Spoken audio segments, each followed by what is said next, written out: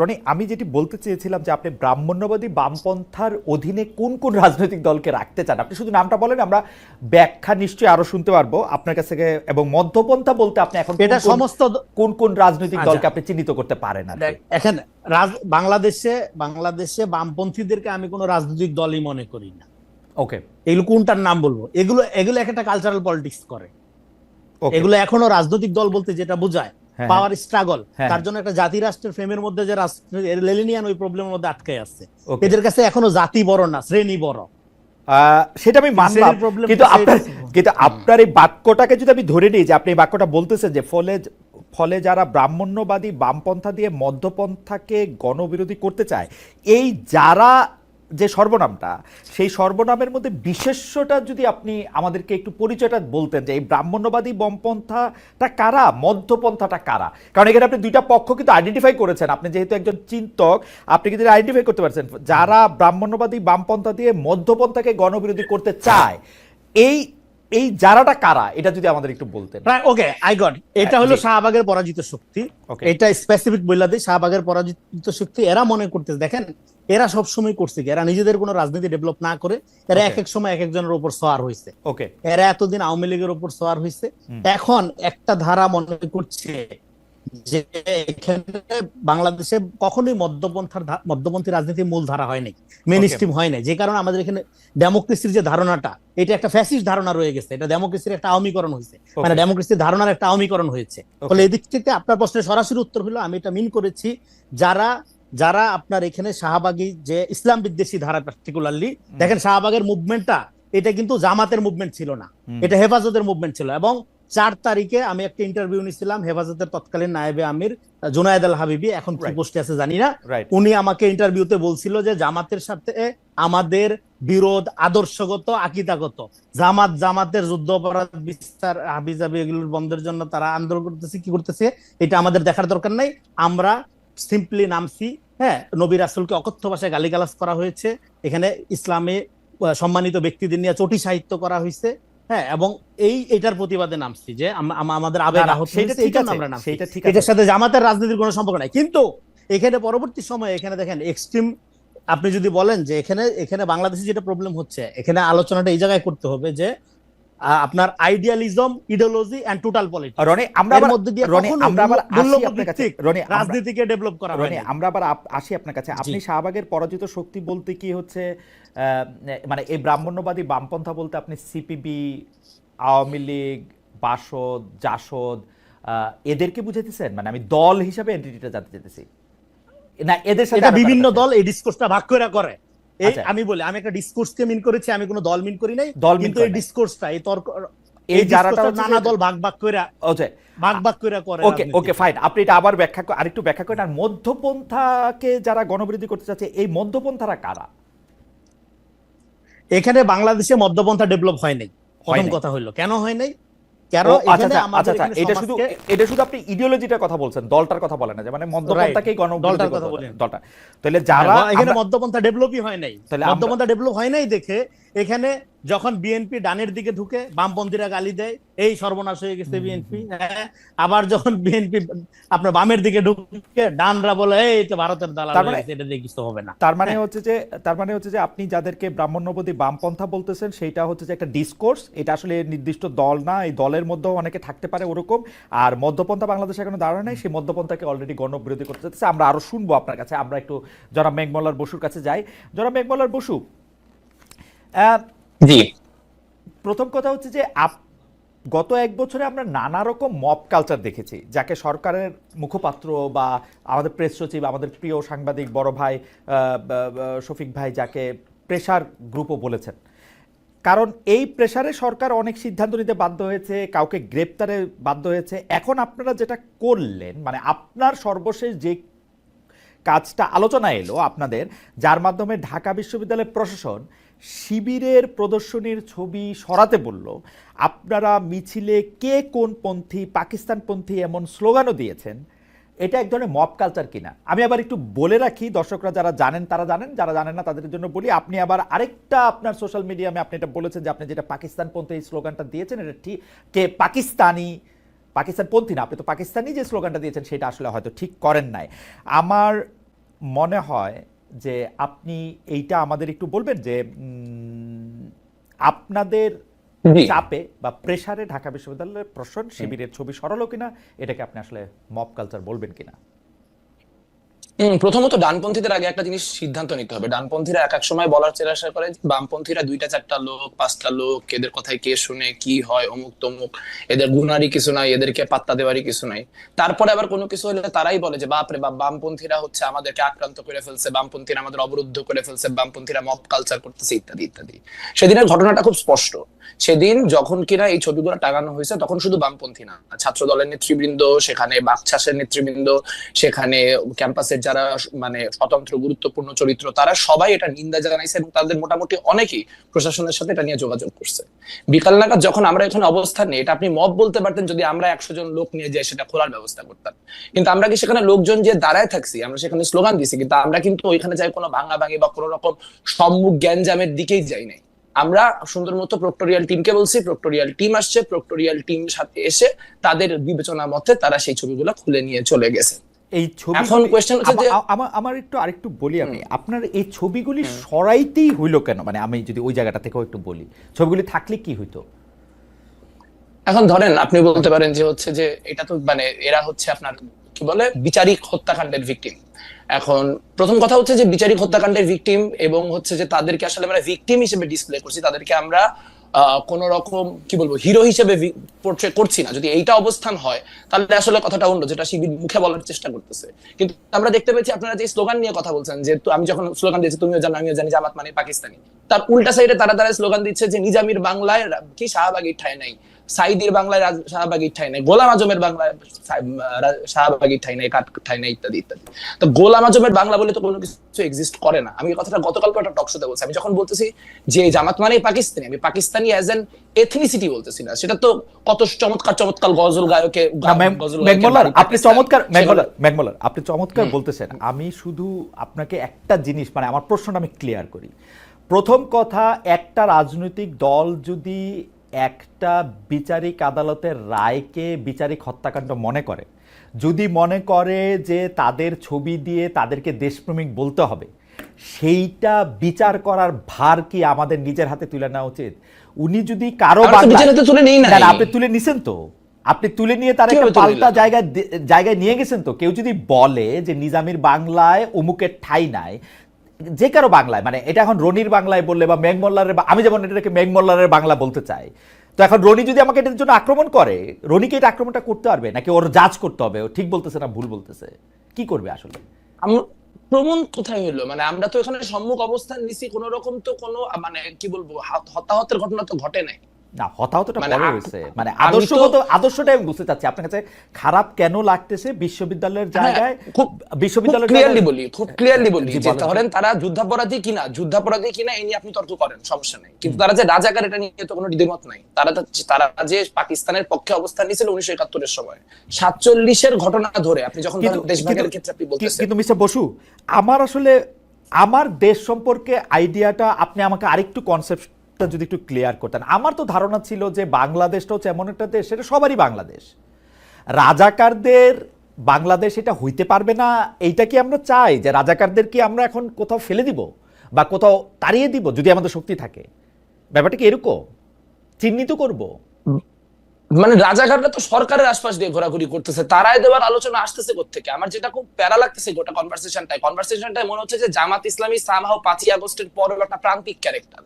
মানে আপনি আমাদের প্রক্টর বলছে তিনি নাকি পারমিট উইথড্র করছেন, তারপরে প্রোগ্রাম 3 দিন চলছে, তাহলে ডিফ্যাক্টো প্রক্টর তো আসলে এস এম ফরহাদ এখন ঢাকা বিশ্ববিদ্যালয়ে। সো এইভাবে কথা বলার তো কোনো সুযোগ নাই যে তারা প্রান্তিক এবং তাদেরকে জায়গা দেওয়া হইতেছে না। তারা গত 1 বছর ধরে প্রোগ্রাম করছে, আজকে এবার কি তারা প্রথম প্রোগ্রাম করলো? 36শে জুলাইয়ের প্রোগ্রাম তারা টিএসসির ভিতরে বিশাল বিশাল হোর্ডিং দিয়ে টানা করছে। আমরা তাদের সাথে রাজনৈতিকভাবে অপোজ দেখে আমরা কি করছি, আমরা 14ই ডিসেম্বর টিএসসির বাইরে অন্যান্য বিভিন্ন রকম ডেমনস্ট্রেশন করে ওখানে অন্যান্য আপনার মানে 14ই ডিসেম্বরের যে ইতিহাস সেটা সামনে আনার চেষ্টা করছি। তো গণতান্ত্রিক পলিটিতে সেটাই হবে যে আমি তো তাকে কখনোই মানে কি বলবো আক্রান্ত করে উঠাই দিতে হবে, তাকে ছড়াই দিতে হবে, এই কথা তো কেউ বলতে যায় নাই।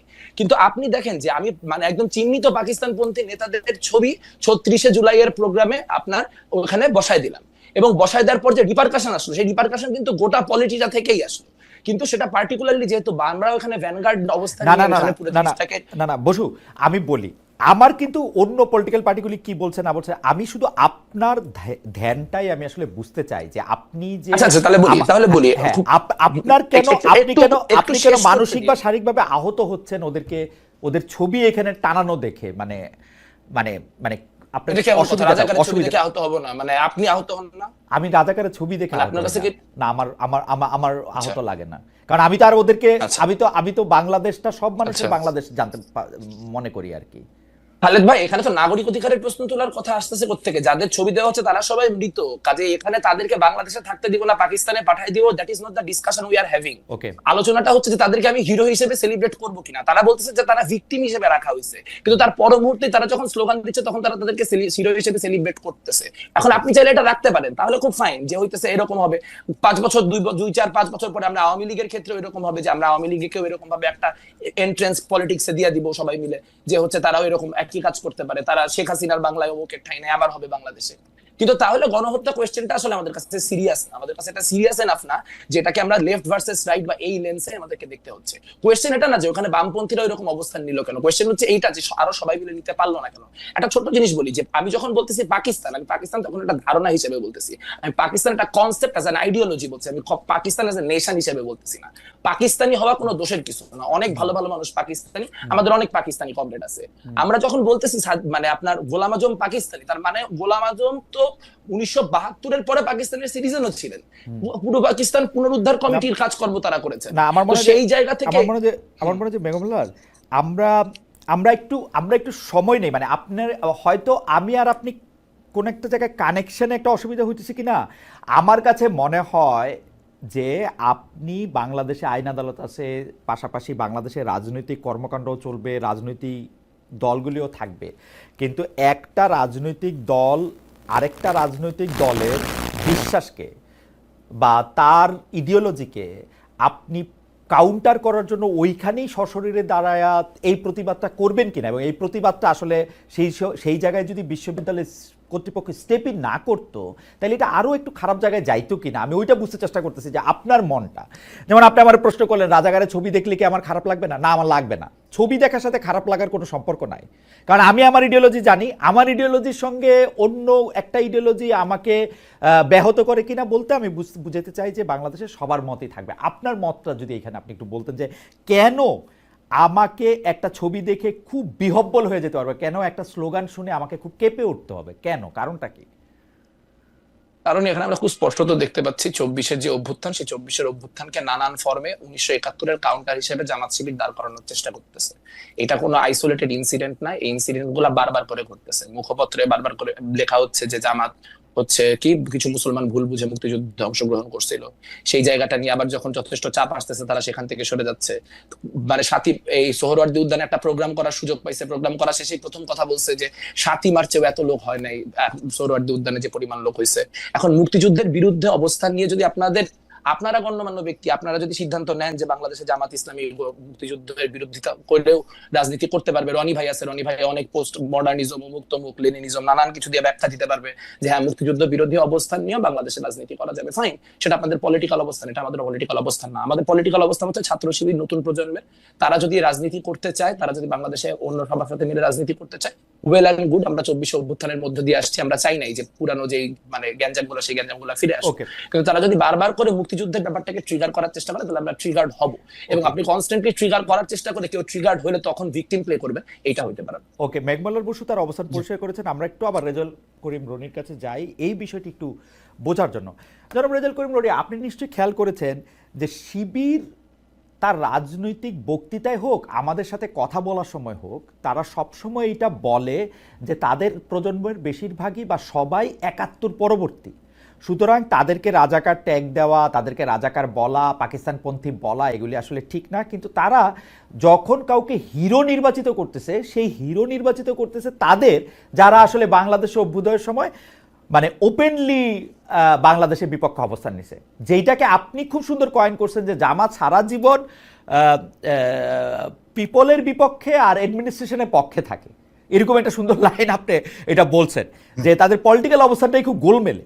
তো কিন্তু শিবির যে এইটা করে, এইটা শিবিরকে আসলে বলার উপায় কি? আমি শুধু আপনাকে মনে করে দিতে চাই যে জামাতের যে শীর্ষ নেতা জনাব শফিকুর রহমান, উনি আমার এক প্রশ্নের জবাবে সরাসরি বলছেন যে আমরা 47 থেকে আজকের দিন পর্যন্ত আমাদের কোনো কারণে যদি মানুষ মনে কষ্ট, মনে দুঃখ এগুলি পেয়ে থাকেন, সে তার জন্য আমরা দুঃখিত, আমরা এগুলির জন্য আসলে একদম আনকন্ডিশনাল। আমি তাকে স্পেসিফিক জিজ্ঞেস করছিলাম এই 47 থেকে এই আজকের দিনের মধ্যে 71 আছে কিনা, উনি বলছে সবই আছে। তো আপনি যদি একটু আমার বলতেন যে শিবির আসলে নিজের কি দেখাইতে চায়, মানে শিবিরের মানে হিসাবটা কি আসলে? আচ্ছা দেখেন, আমি আপনার একটা আগের আলোচনাতে আসি, যে ধরেন জামাত শিবির একটা ইতিহাসের রং সাইডে রাজনীতি করে, in the wrong side of হিস্ট্রিতে দাঁড়ায় রাজনীতি করে ধরেন, এবং এই ব্যাপারে সে তার কোনো স্পষ্ট পজিশন নাই, সে ক্লিয়ার করে না। হ্যাঁ, আমি পুরা ডিসকোর্সটাই বলতেছি, ধরেন জামাত শিবির দুইটা মিলে, দুটাকে আলাদা না করে যদি বলি, তো হোয়াটস রং উইথ দ্যাট? এটা সে করতে পারবে না? এটা সে ডেফিনেটলি করতে পারবে, এবং এর জাজমেন্ট পিপল দিবে। পিপল এটা গ্রহণ করবে কি করবে না, এই দায় পিপলের উপর ছেড়ে দেবে। কিন্তু আপনি যেটা করছেন, আপনি টলারেন্সের কোনো কালচার চর্চা করছেন না। থেকে যে সমস্ত স্লোগান উচ্চারিত হয়েছিল পরবর্তী সময়ে সেগুলো নির্যাতনের হাতিয়ার হয়ে উঠতে পারে, যেমন 71-এর চেতনা।